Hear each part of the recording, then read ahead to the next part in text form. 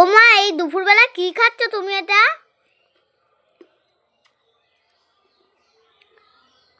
পেয়ারা মাখা। ও, তো আমার পেয়ারা মাখা খুব খেতে ইচ্ছা হচ্ছিল, পয়সা ছিল না আমার কাছে, মানে পয়সা ছিল না বলতে খুচরো দেয় না, নোট ছিল আমার কাছে অল্প। তো মনাকে আমি মনা আমাকে বলছে মা পেয়ারা মাখা খাবা? আমি বলছি কি মনা আমার কাছে পয়সা নেই। মনা বলছে কি খাবা? আমি যে হ্যাঁ খাবো। তারপরে মনা আমাকে খাওয়ালো 10 টাকা দিয়ে। ও হলো ওরে ইশারে যদি আমি টাকা দেই ও জমিয়ে রাখে 10 টাকা 20 টাকা। আমি জানি খেয়ে নিয়েছে, কিন্তু ও খায় না। এখন দেখলাম মানে 10 টাকা বের করে আমার পেয়ারা মাখা 20 টাকার কয়েন ছিল। 20 টাকার কয়েন ছিল। ও 20 টাকার কয়েন ছিল ওর কাছে। তো থ্যাংক ইউ ঈশা, ওয়েলকাম।